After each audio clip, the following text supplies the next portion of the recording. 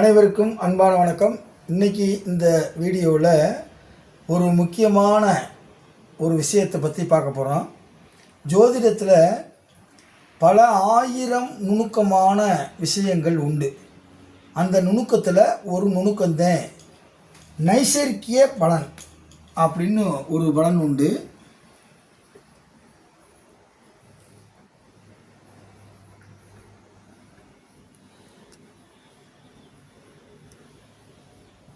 First நைசர்கிய அப்படின்னா என்ன அப்படின்றத நீங்கள் தெரிஞ்சுக்கிறேன்னு, இயல்பான வலிமை அப்படின்னு பேர்.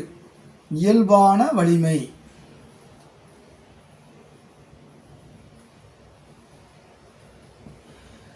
ஒவ்வொரு கிரகத்துக்கும் ஒவ்வொரு வலிமை இருக்குது அப்படின்றத நீங்கள் தெரிஞ்சுருக்கீங்க. அந்த வலிமை என்ன, அதுதான் இந்த நைசர்கிய பலன் அப்படின்னு சொல்கிறது. இந்த நைசர்கிய பலனை நம்ம ஜோதிட முன்னோர்கள் எதனுடைய அடிப்படையில் அந்த கிரகங்களை வகைப்படுத்தி வைத்தார்கள் என்று சொன்னால், அந்த கிரகம் வெளியிடக்கூடிய ஒளியை வைத்து அவர்கள் அந்த பலனை தீர்மானம் செய்தார்கள். இப்போ ஒளி என்பது ஒவ்வொரு கிரகத்துக்கும் ஒவ்வொரு விதமான ஒளியை இந்த பூமியின் மீது, மனிதர்கள் மீது அது தாக்கத்தை ஏற்படுத்துகிறது. அப்படி இருக்கும்போது ஒவ்வொரு கிரகமும் அந்த நைசர்கிய பலன் என்பது நமக்கு தெரிய வேண்டியது. அதாவது அதிகமான ஒளியை வெளியிடக்கூடிய கிரகம் சூரியன். அதிகமான ஒளியை வெளியிடக்கூடிய ஒரே கிரகம் சூரியன்.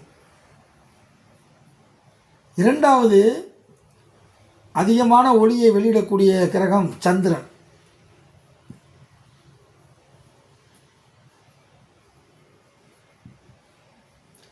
ஜோதிட சாஸ்திரத்தில் கிரகங்களுக்கு எல்லைகள் உண்டு. இந்த இரண்டு கிரகங்களுக்கு எல்லை உலகம் முழுவதும். எந்த ஏரியாவில், எந்த உலகத்தில், எந்த மூலையில் போய் நம்ம இருந்தாலும் சூரியனுடைய ஒளியிலிருந்து தப்பிக்க முடியாது, நிலவினுடைய ஒளியிலிருந்து தப்பிக்க முடியாது. அதனால் ஒவ்வொரு கிரகத்துக்கும் எல்லைகளை வைத்தார்கள். இந்த சூரியனுக்கும் சந்திரனுக்கு மட்டும் இந்த உலகமே எல்லை என்பதை தெரிந்து கொள்ள வேண்டும். அந்த அடிப்படையில் ஒளியை அதிகம் வெளியிடக்கூடிய கிரகங்கள், அதுதான் இந்த நைசர்கிய பலத்தில் மிக முக்கியமானது. அப்போ 9 கிரகங்களில் நாம் ராகுவையும் கேதுவையும் இப்போது நம்ம பேசுவதில்லை.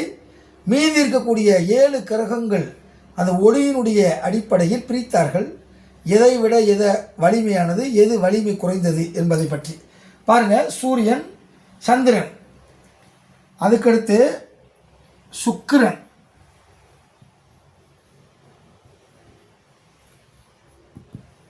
நான்காவது குரு, ஐந்தாவது புதன்,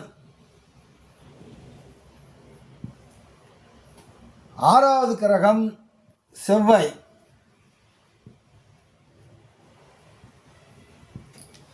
ஏழாவது கிரகம் சனி கிரகம். இப்போ சூரியன் ஒளி மிகுந்த கிரகம். இந்த 7 கிரகத்தில் ஒளி மிகுந்த கிரகம் சூரியன், மிக ஒளி குறைந்த கிரகம் சனி. அதனால தான் இது ஒளியினுடைய அடிப்படையில் இந்த அட்டவணையை போடப்பட்டுள்ளது. அப்போ சூரியன் 30 புள்ளிகள் கொண்டது. 30 புள்ளி பாயிண்ட்.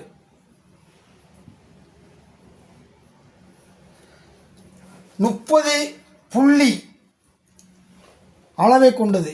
இது 7 கிரகத்தில் 7வது கிரகம், ஃபஸ்ட்டு கிரகம் இந்த கிரகம் தான். அதுக்கடுத்து சந்திரன் 16 புள்ளிகளை, ஒளி புள்ளிகளை உடையது. அப்போ ஒளிப்புள்ளி 30 புள்ளிகளை கொண்டது சூரியன், 16 ஒளி புள்ளிகளை உடையது சந்திரன். சுக்கிரன் 12 ஒளிப்புள்ளிகளை உடையது. அப்போ 6, இது 7ல் 5வது கிரகமாக சுக்கிரன் இருக்குது. அடுத்து பாருங்கள் குரு 10 ஒளிப்புள்ளிகள் அளவு உடையது. அப்போ 4வது கிரகம், ஏழாவது கிரகத்தில் 4வது கிரகம் குரு. அதுக்கடுத்து புதன் 8 ஒளிப்புள்ளிகளை உடையது.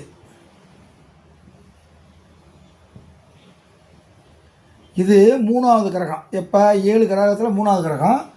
அடுத்து செவ்வாய் 6 ஒளிப்புள்ளிகளை உடையது.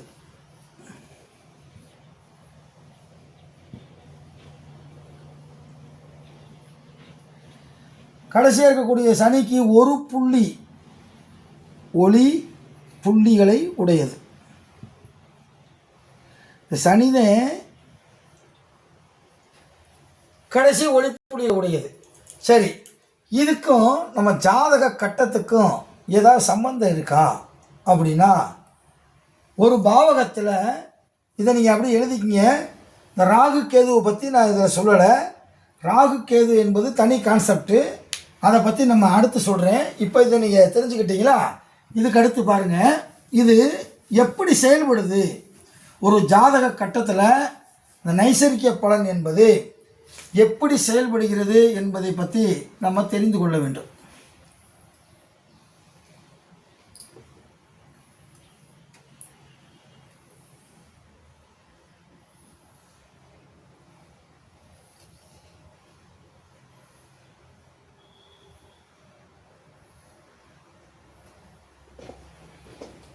இங்கே சூரியனும் சனியும் இணைந்திருக்கிறது. சூரியன் சனி சேர்ந்திருந்தாலே அது ஒரு சிறப்பான அமைப்பாக எடுத்துக்கொள்ள முடியாது. காரணம், கிரக சேர்க்கை என்ற ஒரு வீடியோவில் இதை பற்றி ஏன் அப்படின்றத விரிவாக போட்டிருக்கோம். இங்கே 30 ஒளிப்புள்ளி அளவு உடைய சூரியனும் ஒளியே இல்லாத 1 ஒளிப்புள்ளியை உடைய சனியும் சேர்ந்துள்ளது.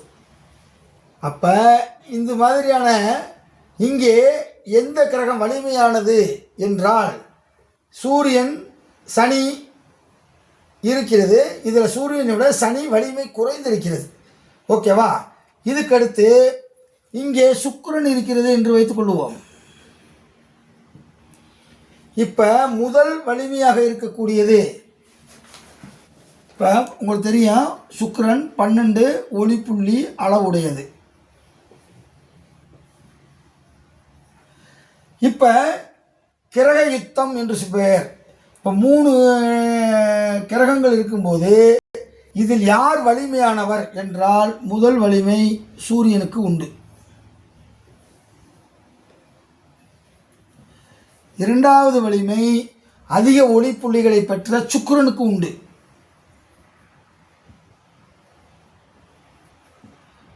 3வது ஒளிப்புள்ளிகளை உடைய சனி உண்டு. பாருங்கள், இந்த அடிப்படையில் தான் இந்த கிரகம் இங்கே செயல்படுகிறது. ஒரு 3 கிரகம் சேர்ந்துருக்கு அப்படின்னா இந்த 3 கிரகத்தில் யார் வலிமையானவர் அப்படின்றத தெரியணும். அப்படின்னா உங்களுக்கு நைசர்கிய பலன் கட்டாயம் தெரிஞ்சிருக்கணும். அதுதான் இது. அப்போ ஃபஸ்ட்டு சூரியன், 2வது சுக்கிரன், 3வது சனி வலிமையாக இருக்குது. ரைட். இப்போ இதோட கேது கூட்டிட்டாரு அப்படின்னா எல்லா வலிமையும் கேதுக்கு வந்துடும். 1000 சூரியனுக்கு சமம். சூரியனையே சப்தம் பண்ணிடும். இப்போ முதல் வலிமை இங்கே கேதுவுக்கு உண்டு. கேது ஃபஸ்ட் இடத்துக்கு போயிடுவார்.